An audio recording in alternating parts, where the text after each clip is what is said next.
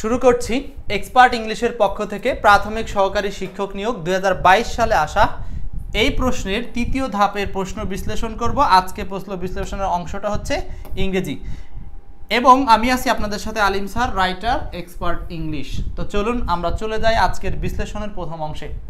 প্রথমে আমরা দেখব এই প্রশ্নটা বিশ্লেষণ করতে গিয়ে এখানে তৃতীয় ধাপে মোট কয়টা প্রশ্ন ছিল এবং সেগুলো কোন কোন অধ্যায় থেকে আসছে। সো এইটা আমি প্রথমে এক নজরে আপনাদেরকে দিয়েছি, কিন্তু এইটা এখন বিশ্লেষণ করে বলবো না, কারণ আমি এইটা প্রথমে একবার দেখালাম, একদম লাস্টে গিয়ে আরেকবার দেখাবো। যে প্রথমে আমরা এটা দেখিয়ে জাস্ট বুঝলাম যে এই অধ্যায় থেকে কোশ্চেনটা থাকে। তো চলুন আমরা প্রশ্নে চলে যাই সরাসরি। প্রশ্নে গিয়ে আমরা আলোচনা প্রশ্ন থেকেই শুরু হবে। অ্যানালজি থেকে আসছে আমাদের দুইটা কোশ্চেন, অ্যানালজি থেকে এসেছে দুইটা প্রশ্ন, অ্যানালজি থেকে আসছে দুইটা প্রশ্ন। ওকে, সো প্রথমেই আপনারা একটু সলভ করবেন এক নাম্বারটা।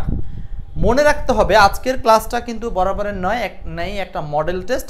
সো মডেল টেস্টটা আপনাকে দিতে হবে এবং একই সাথে বিশ্লেষণটা নিতে হবে। একসাথে দুইটা কাজ হবে, প্রথমে নিজেকে যাচাই করবেন, তারপর আমার বিশ্লেষণটা আপনি শুনবেন। আচ্ছা, দুর্জয় বলছেন হচ্ছে নিবন্ধনে পাশ করেছেন, আলহামদুলিল্লাহ। ক্লাস করেছিলেন আমার, অনেক ধন্যবাদ। সম্ভবত এই নিবন্ধনে যে 60,000 প্লাস টিকিয়েছে সবাই কিন্তু চাকরি পাবেন না, ভয় পাবেন না বা হতাশ হবেন না।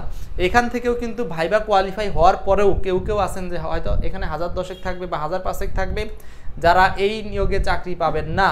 অতএব একেবারে স্কুলে বা কলেজে নিয়োগ হওয়ার আগ পর্যন্ত আপনাকে কিন্তু ফাইনালি বলা যাচ্ছে না আপনার কপালে চাকরিটা হচ্ছে কি হচ্ছে না। এই জন্য চেষ্টা চালিয়ে যেতে হবে, ধৈর্য ধরে পরের বারের জন্য মাথায় রাখতে হবে। আচ্ছা, বলছে sin is to confess. Sin কথাটার মানে আমরা জানি হচ্ছে পাপ, আর কনফেস মানে হচ্ছে স্বীকারোক্তি দেওয়া। কনফেস মানে কি বলেন? স্বীকারোক্তি দেওয়া, স্বীকারোক্তি দেওয়া ভার্ব কিন্তু এটা। হ্যাঁ, একইভাবে ফল্ট মানে হচ্ছে ত্রুটি বা দোষ, ত্রুটি বা দোষ, যেইটা একইভাবে স্বীকারোক্তি দেওয়াকে বলা হয় অ্যাডমিট, দোষ স্বীকার করাকে বলা হয় অ্যাডমিট, আর পাপ স্বীকার করাকে বলা হয় কনফেস। দুইটা কিন্তু দুই জিনিস। সো এটা যদিও কাছাকাছি একটা জিনিস, তারপরেও কিন্তু আপনাকে বুঝে নিতে হবে জিনিসটা, ঠিক আছে? যেমন সিন আর হলো কনফেস, আর একটা হলো ফল্ট, এর সাথে হবে অ্যাডমিট। তো এই দুইটার সাথে যেমন সম্পর্ক, সিনের সাথে কনফেসের সম্পর্ক, একইভাবে ফল্টের সাথে অ্যাডমিটের সম্পর্ক। এই জন্য অ্যান্সারটা হচ্ছে বি নাম্বার। কাদের কাদের উত্তর হয়েছে জানি না, তবে আশা করি উত্তরটা সঠিক হওয়ার চেষ্টা করবেন। আজকে কিন্তু 19টা প্রশ্ন আছে, 19টার মধ্যে দেখবো লাস্টে গিয়ে কার কয়টা কোশ্চেন হচ্ছে। নিজুম পাখি বলেছেন 1-এর বি। ওকে ফাইন, আমরা চলে যাব পরের প্রশ্নে। আচ্ছা, এখানে একটা প্রশ্ন করি আপনাদের, বলেন তো সিন মানে যদি পাপ হয় আপনারা জানেন, তাহলে পূর্ণর ইংলিশ কি? আপনাদের কাছে প্রশ্ন থাকলো, পূর্ণর ইংলিশটা আমাকে একটু কমেন্ট করে জানাতে থাকেন। নেক্সট 2 নাম্বারটা বলছে যে which one is similar to adult and child. Which one is similar to adult and child. Adult and child, বলেন অ্যাডাল্টের সাথে চাইল্ডের সম্পর্ক কি? ঠিক সেম একটা সম্পর্ক আমাকে নিচের এই চারটা থেকে বের করতে হবে। নিচের চারটা থেকে আমরা সেই সম্পর্কটা বের করব। অ্যাডাল্ট মানে আমরা জানি যে হচ্ছে পূর্ণবয়স্ক, আর চাইল্ড মানে হচ্ছে শিশু। শিশু আর পূর্ণবয়স্ক এই দুইটার সাথে যেমন সম্পর্ক, শিশু আবার কি মানে? বাবা তুমি কিন্তু বলছো ডিস্টার্ব করবা না আমাকে, ঠিক আছে?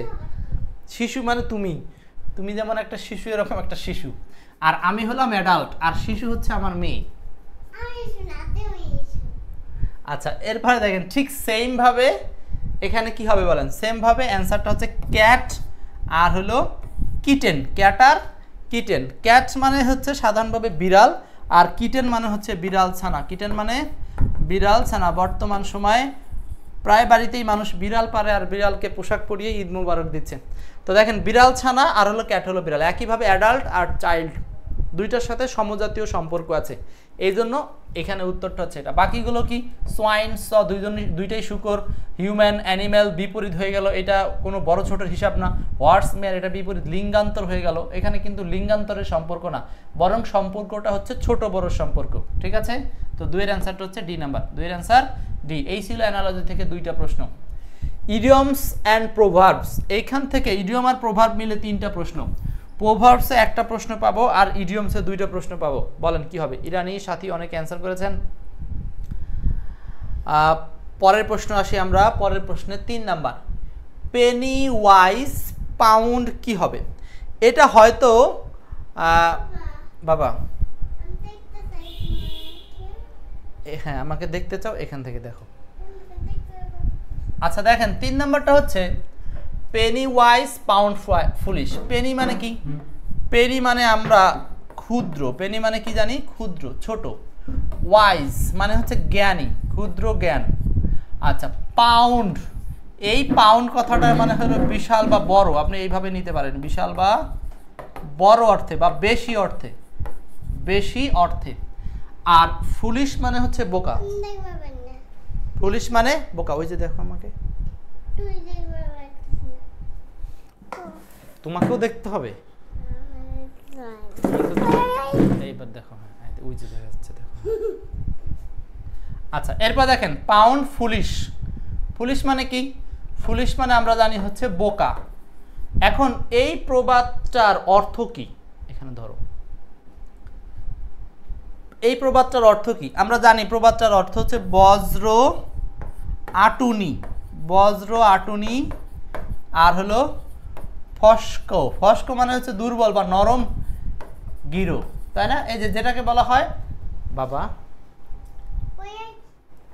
এখান ধরো, একদম দুষ্ট করবে না, আমি কিন্তু ক্লাস শেষ করতে হবে, নাহলে তোমাকে বাসায় নিয়ে যেতে পারবো না এখন। আচ্ছা তাহলে Penney wise pound foolish. So এটা কেন বিশ্লেষণ করতেছি? ধরেন এই বছর আসছে হলো পরীক্ষা এখানে শূন্যস্থান দিয়ে, তো নেক্সট ইয়ারে দেখা গেল শূন্যস্থান না, বরং অন্য একটা বিশ্লেষণ আপনাকে দিতে পারে, ঠিক আছে? সো এটার একেবারে এটার বিশেষ কিছু অর্থ আছে। অর্থগুলো হচ্ছে এরকম যে অনেক মানুষ আছে যারা ছোট ছোট জায়গাতে অর্থ বাঁচায়, 1 টাকা 2 টাকা 5 টাকা বাঁচায়, কিন্তু বড় এক জায়গাতে সে ব্যাপক হারে খরচ করে ফেলে। এটার নামই হচ্ছে পেনি ওয়াইজ পাউন্ড ফুলিশ। তার মানে সে ক্ষুদ্র জায়গাতে জ্ঞান দেখায়, কিন্তু বড় জায়গাতে সে আর জ্ঞান দেখাতে পারে না, সেখানে বোকার মতো কাজ করে। এটাই এই জায়গাতে বলা হচ্ছে, ঠিক আছে? অনেকে দেখা যাচ্ছে যে 2 টাকা 5 টাকা বাঁচাচ্ছে, কিন্তু তার একটা বড় ক্ষতি সে নিজেই করে ফেলতেছে, কিন্তু সেখানে তার মনোযোগ নাই। মনোযোগটা কোথায়? ওই ছোট ছোট 2 টাকা 5 টাকা। আর এই ঘটনাটা সবচেয়ে বেশি ঘটে কোথায় জানেন? সবচেয়ে বেশি ঘটে হচ্ছে পরিবারে, বিশেষ করে এই যে শাশুড়ি বউ বা সম্পর্কের ক্ষেত্রে দেখা যায় পরিবারে 2 টাকা 5 টাকা বাঁচাচ্ছে একজন, কিন্তু ঠিকই বাইরে সে বড় একটা খরচ করে ফেলতেছে। এরকম অনেক সময় ঘটে।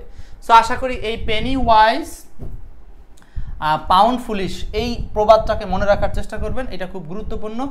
বাংলা থেকে ইংলিশ আসতে পারে, অথবা সিনোনিম আসতে পারে, অথবা এইভাবে শূন্যস্থান দিয়েও আসতে পারে। Okay next.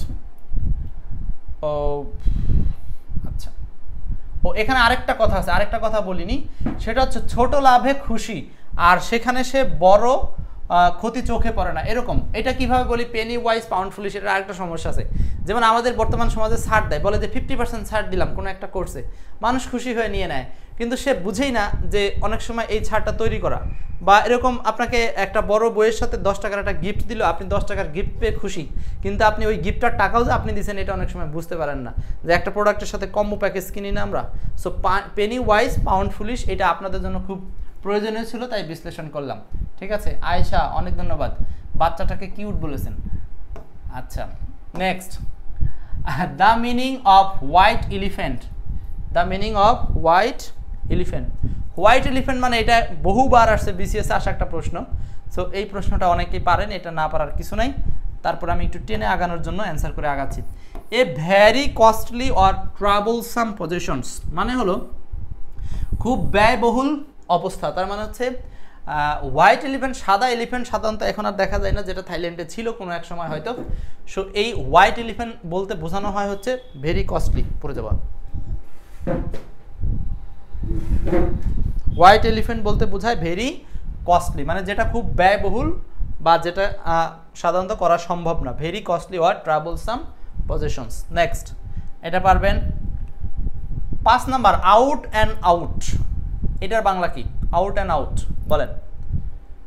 Out and out, তো এইটা হচ্ছে প্রবাদ, মানে সরি ইডিয়মস। তো ইডিয়মসের বাংলাটা প্রথমে আমরা অক্ষর অনুবাদ করব। সো অক্ষর অনুবাদ করার পরে সেটাকে আমরা ভাবানুবাদে রূপান্তর করব। দেখেন আউট মানে কি? নর্মালি আমরা জানি বাইরে। আউট মানে নর্মালি হলো বাইরে। সো 2 বার বাহিরে এবং বাহিরে, তার মানে কি? যখন আপনি কোনো একটা জিনিস পরিপূর্ণভাবে ইনস্পেকশন করছেন বা খুঁটিনাটি দেখে নিচ্ছেন, এটার নামই হচ্ছে আউট অ্যান্ড আউট, সম্পূর্ণরূপে পরিপূর্ণভাবে, কমপ্লিটলি, যেটাকে বলা হচ্ছে যে এই যে থারোলি। আচ্ছা, এটাকে অনেকেই কিন্তু এরকম উচ্চারণ করতে পারেন যে থ্রু বা থ্রো, কিন্তু মনে রাখবেন এই থ্রো সব উচ্চারণ হলো ভুল। আমি আজকে দেখলাম এই জিনিসটা, সেদিন দেখলাম এক টিচার, আমি তো সারা জীবন এটাকে থ্রো উচ্চারণ করি, কিন্তু সেদিন দেখলাম এক টিচার উচ্চারণ করতেছে থ্রু, তখন আমার মনে হলো আসলে থ্রো না থ্রু। আর আজকে আমি ডিকশনারি ঘাটতে গিয়ে দেখলাম যে আসলে থ্রু কোনোটাই না, দুর্ভাগ্য আমারও ওই টিচারেরও, এটা হলো থারো। আপনি বিশ্বাস না হলে উচ্চারণ দেখে নেন, ব্রিটিশ উচ্চারণ, আমেরিকান উচ্চারণ, দুই জায়গাতে এই থারো দিয়েই আছে, থারো। আরেকটা আছে এরকম থাকার থা র, আরেকটা হচ্ছে এই ওকার থারো, এরকম করে দেওয়া আছে। আচ্ছা, উচ্চারণটা ঠিক করে নিন। 5-এর অ্যান্সার হচ্ছে B number. Next, thoroughly 5। 6, synonym antonym থেকে 2টা প্রশ্ন আসছে। সিনোনিম অ্যান্টোনিম এই অধ্যায় থেকে আসছে 2টা প্রশ্ন, সিনোনিম অ্যান্টোনিম 2টা প্রশ্ন। সো খেয়াল রেখেন আমরা কোন কোন অধ্যায় থেকে কোশ্চেন দেখাচ্ছি, এইগুলোই কিন্তু আমাদের পরবর্তী পরীক্ষার জন্য খুব ইমার্জেন্সি। এই অধ্যায়গুলোই দেখেন, হাতে গোনা 20 থেকে 25টা অধ্যায় পাওয়া যাবে আপনি যে কোনো পরীক্ষার জন্য। নিবন্ধন বিশ্লেষণ করি আর প্রাইমারি বিশ্লেষণ করি। বাবা পড়ে বা সেদিন পড়ে গেছিলাম মনে নেই। এরপর কম্পিটেন্ট মানে কি? কম্পিটেন্ট মানে হলো দক্ষ। কম্পিটেন্ট মানে হলো দক্ষ, সুদক্ষ বলতে পারেন। সো দক্ষের সাথে ডিসক্রিট মানে বিচক্ষণ। বিচক্ষণ আর দক্ষ এক জিনিস না। দক্ষ মানে সে কোনো কাজ হাতে করতে পারে ভালো, এটাকে বলা হচ্ছে দক্ষ। আর বিচক্ষণ মানে হচ্ছে জ্ঞানী। জ্ঞানীরা সবসময় দক্ষ হবে তা কিন্তু না, দুই জিনিস। প্রুডেন্ট বিচক্ষণ, এটাও একই সিনোনিম, বিচক্ষণ। আর সার্কামস্পেক্ট এটাও বিচক্ষণ বা দূরদর্শী হতে পারে, কিন্তু দক্ষ বা সক্ষম অর্থে একটাই অ্যান্সার, সেটা হলো এই ক্যাপাবল মানে হলো দক্ষ বা সক্ষম। দক্ষ বা সক্ষম। বাবা বলো ক্যাপাবল মানে কি? দক্ষ বা সক্ষম। দক্ষ বা সক্ষম, সুন্দর, নাইস। এরপর আসো নেক্সট 7 নাম্বারটা, the antonym of the word awesome. Awesome শব্দের অ্যান্টোনিম চেয়েছে, অসাম।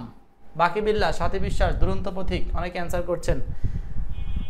লাবণী শেখ বলছেন এটা থ্রো না, এটা থ্রো না, এটা থারো।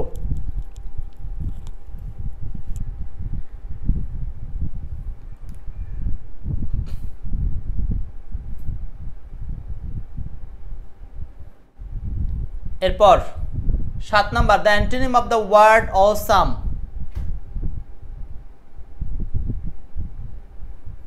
The antonym of the word awesome. Awesome শব্দের অ্যান্টোনিম কি? অসাম। ক্যামেরা চেঞ্জ করতে হবে না, একটু দেখছি।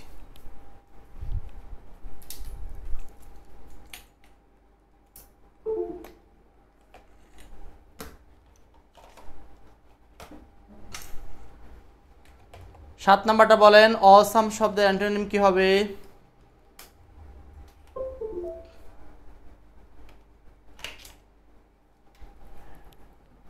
নাইস।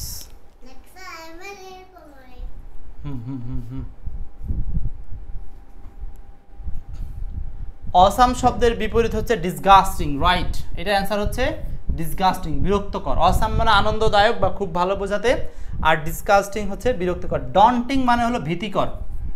ডন্টিং মানে হলো ভীতিকর। গ্র্যান্ড মানে হচ্ছে জাঁকজমক। ম্যাজেস্টিক মানে বিচার সম্পন্ন, এরকম কিছু বোঝাতে। তো 7-এর অ্যান্সারটা হচ্ছে ডি নাম্বার। 7-এর অ্যান্সার ডি।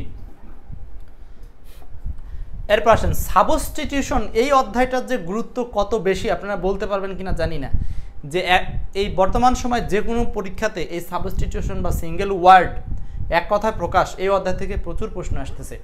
তো সাবস্টিটিউশন থেকে এখানে আসা প্রশ্ন হলো 4টা। সাবস্টিটিউশন থেকে আসছে 4টা। তো বলেন প্রথমটা কি হবে অ্যান্সার?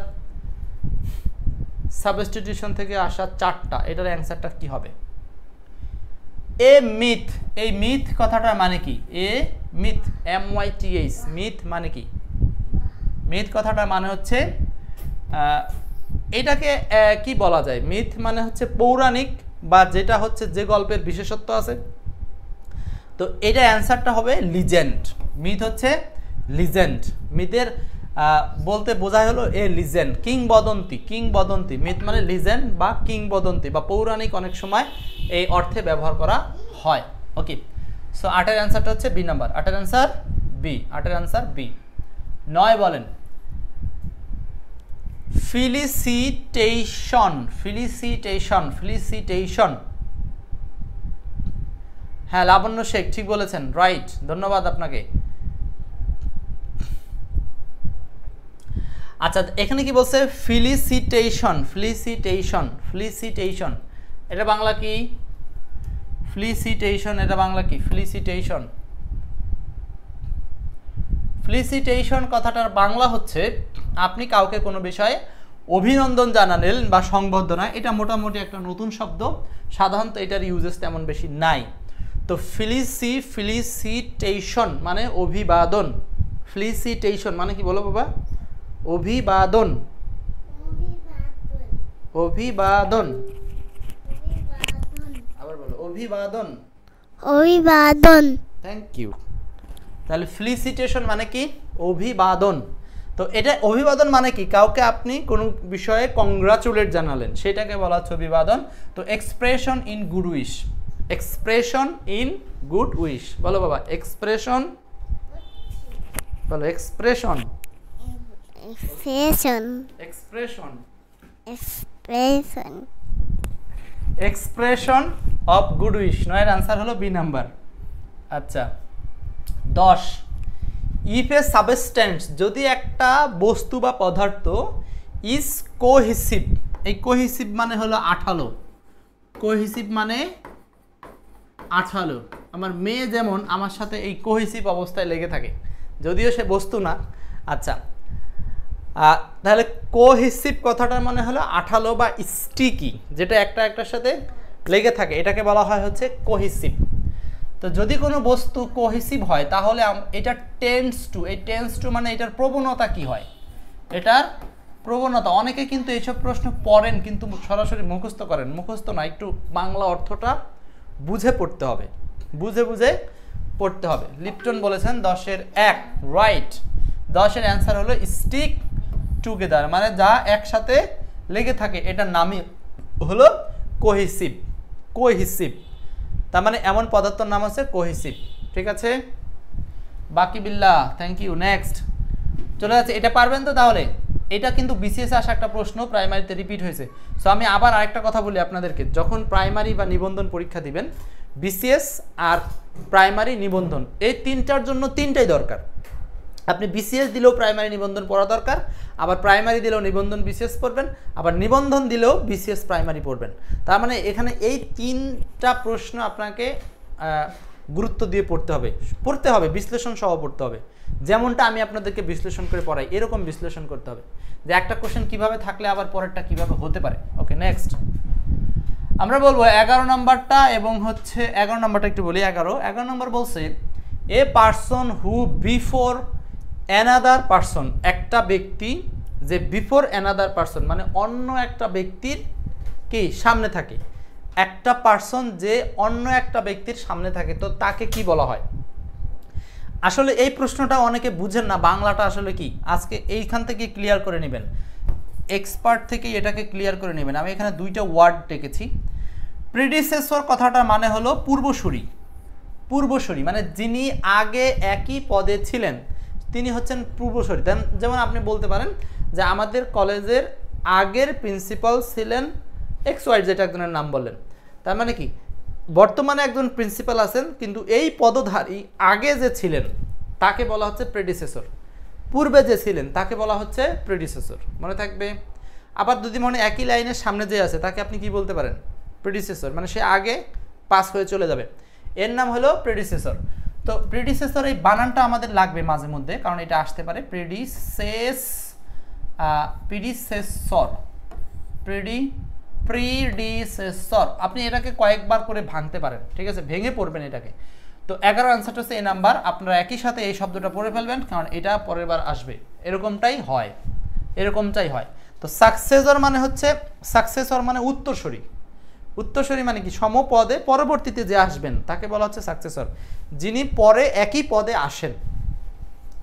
ক্লিয়ার? এটা অনেক সময় ঘোষণা হয় না যে অমুক পদে এই পদে পরবর্তীতে অমুকে আসবেন, তার মানে সে হচ্ছে উত্তরসূরি, তার বাংলাটা হচ্ছে সাকসেসর বা উত্তরসূরি, সাকসেসর বা উত্তরসূরি। ওকে আচ্ছা 11 নম্বরটা ক্লিয়ার, সবাই বুঝতে পারছেন তো নাকি?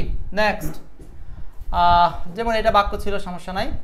12 নম্বর, কারেক্ট স্পেলিং থেকে একটা প্রশ্ন আসছে। আপনারা জানেন যে আমরা হচ্ছে আমাদের ভোক্যাব নিমোনিক কোর্সে এই মেমোরাইজিং অধ্যায়গুলোকে একেবারে ভেঙে ভেঙে আলোচনা করে বোঝানোর চেষ্টা করি।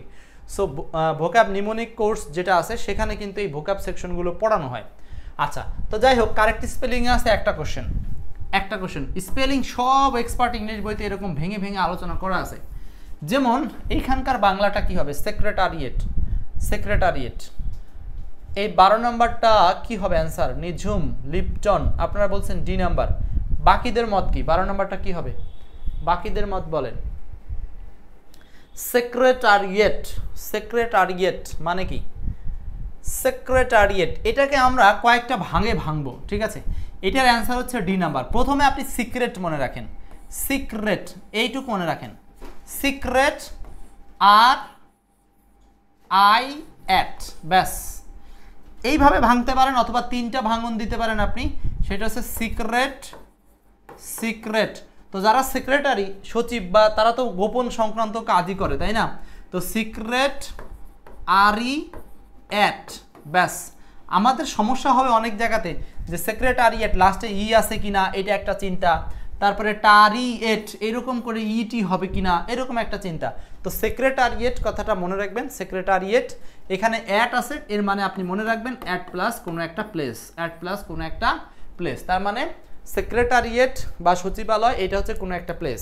তো সেই দিক থেকে ওইখানে লাস্টে শুধু অ্যাট। আমি মনে রাখার জন্য এটা কথাটা বললাম, কিন্তু বিষয়টা সত্য এরকম না, জাস্ট এটা হলো মনে রাখার জন্য একটা ক্লু দিলাম। এটাকেই বলা হয় নিউমোনিক্স।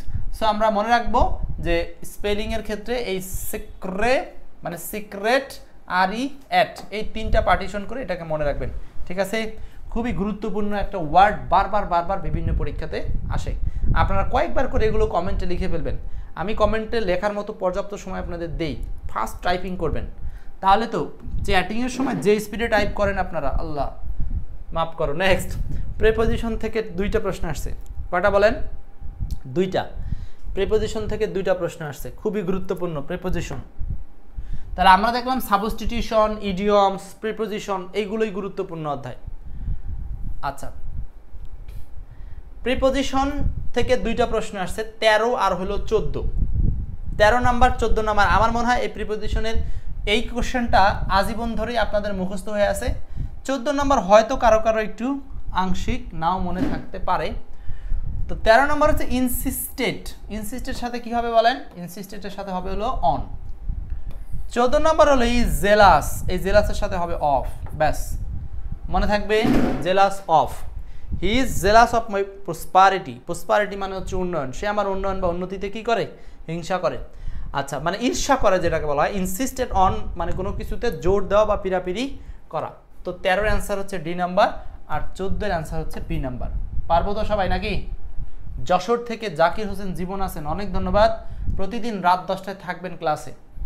ভয়েস থেকে একটা কোশ্চেন হয়েছে, ভয়েস থেকে একটা কোশ্চেন হয়েছে। ভয়েস চেঞ্জ গ্রামার অধ্যায়, এখান থেকে হয়েছে কটা প্রশ্ন বলেন? একটা।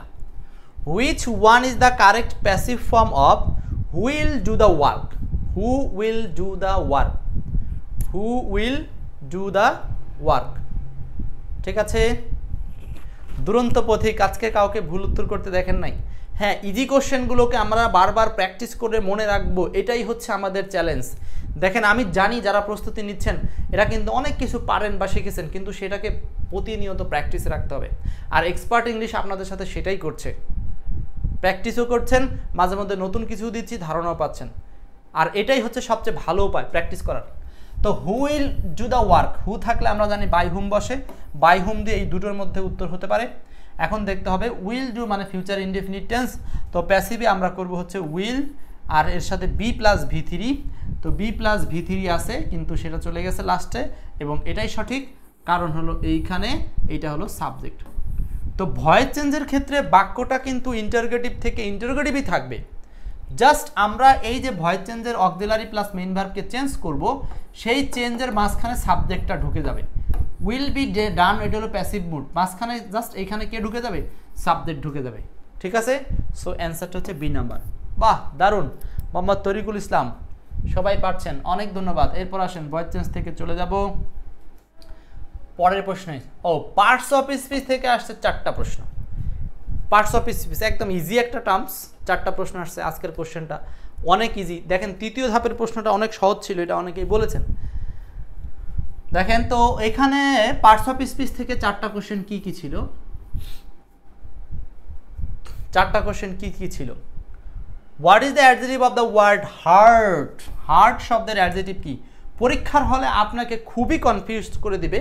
যারা পড়ে যাবেন পারবেন, তাও কিন্তু আপনি পরীক্ষার হলে কনফিউজ হয়ে যাবেন, কারণ ওখানে সময় কম, পরিবেশ থাকে অন্যরকম। তো হার্টফুল, এই হার্টফুল কথাটা অনেকে মনে করতে পারে হৃদয়বান, এইটা মনে হয় অ্যাডজেক্টিভ হবে কিনা। হার্ট থেকে হার্ট, এটা মনে হয় করলেন না, ঠিক আছে। হার্টেন, এটা অনেকে ভার্ব করলেন, তাতেও কোনো সমস্যা নাই, কিন্তু এটা অ্যান্সার হলো না। আর বাকি থাকলো হার্টেনিং, আরেকটা হচ্ছে হার্টফুল। আমার লাগবে অ্যাডজেক্টিভ। তো বলেন তো এই 16 নাম্বার কি অ্যান্সার হতে পারে? 16 অ্যান্সার হচ্ছে ডি নাম্বার। 16 answer D. কি হবে বলেন? 16 উত্তর হচ্ছে ডি নাম্বার। বাবা ঘুমিয়ে পড়ো। আচ্ছা 16 অ্যান্সারটা কি হবে বলেন? হার্টেনিং। মুখস্থ রাখেন, হার্ট ইএন যোগ হবে, তার সাথে আবার আইএনজি যোগ হবে, এরপরে এটার আনসার হচ্ছে অ্যাডজেক্টিভ। এটা পার্টস অফ স্পিচ হিসাবে অ্যাডজেক্টিভ। 17 নাম্বারটা বলেন। The reading of history is interesting, এখানে রিডিং শব্দটা কি? The reading of history is interesting, এখানে রিডিং শব্দটা কি?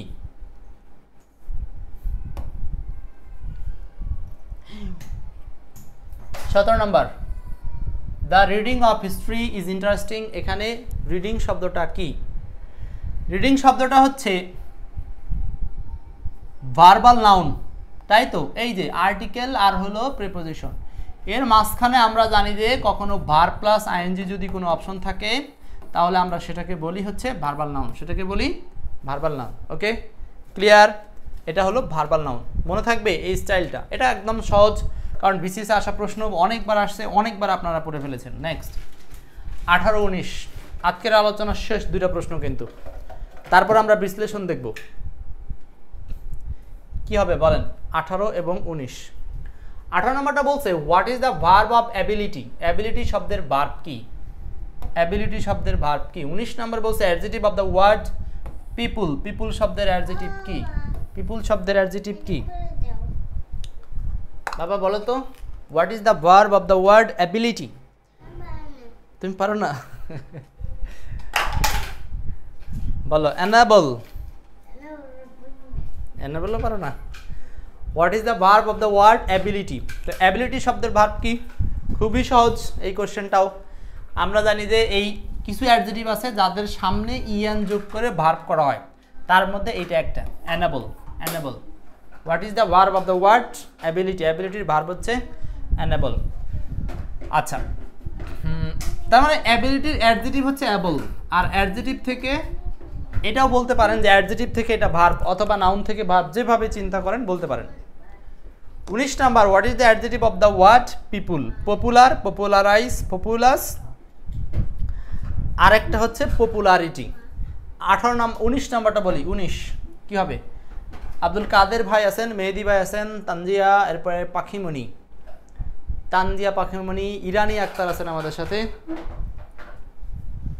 তাহলে কি হবে? 19-এর অ্যান্সার হবে এই পিপুল শব্দের আচ্ছা অ্যাডজেক্টিভ কি? পিপুল শব্দের অ্যাডজেক্টিভ পপুলার আর হচ্ছে পপুলাস, এই দুইটা শব্দের মধ্যে অনেকে হয়তো কনফিউজ হতে পারেন দু একজন, বাট এগুলোর মধ্যে হবে না। পপুলারাইজ ভার্ব, পপুলারিটি নাউন, এই দুটো তো হচ্ছে না। আমার লাগবে কি ভাই? লাগবে হলো অ্যাডজেক্টিভ। তো পপুলার জনপ্রিয়, এটাও অ্যাডজেক্টিভ, কোনো সন্দেহ নাই এতে, কিন্তু এই অ্যাডজেক্টিভটা এই পিপুলের সাথে সম্পর্ক নাই।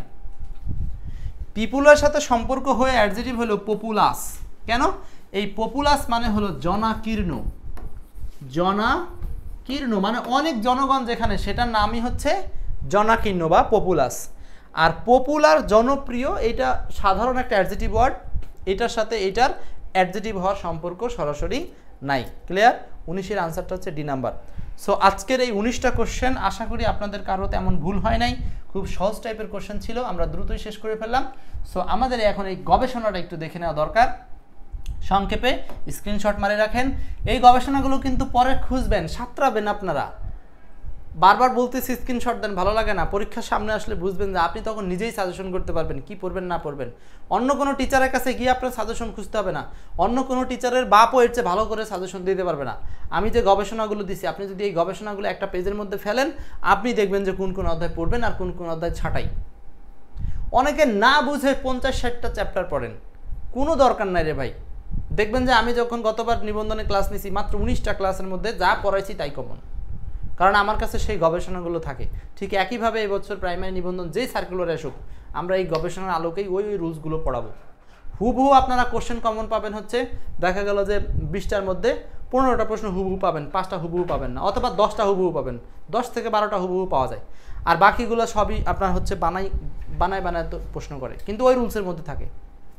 সো ওই জন্য আপনাদেরকে আগাম বার্তা দিয়ে রাখলাম। আসেন, স্ক্রিনশট মারছেন তো, দেখছেন? এখন দেখেন এখানে মুখস্থ থেকে কয়টা কোশ্চেন আসছে, গবেষণাটা আজকে একটু দেখি। হ্যাঁ, প্রিপোজিশন থেকে 2টা, 4টা, 6টা, 6টা 2টা 8টা, 8টা 3টে 11টা, 11টা 11টা, এই একটা 12টা, 12টা অ্যানালজিও মুখস্থ, 12 আর 2 14টা। 19টার মধ্যে 14টা প্রশ্ন আসছে মুখস্থ অধ্যায় থেকে। আর কি বলবো বলেন? এই পরীক্ষা দেখে বুঝলাম যে আমাদের মুখস্থ অধ্যায়ের উপরে বেশি ফোর্স দিতে হবে। ওকে, আচ্ছা, এই ছিল আপনাদের সাথে 19তম প্রাইমারি সহকারী শিক্ষক নিয়োগ 2022 সালে তৃতীয় ধাপে আসা প্রশ্ন সমাধান ও বিশ্লেষণ। সবাইকে অনেক ধন্যবাদ।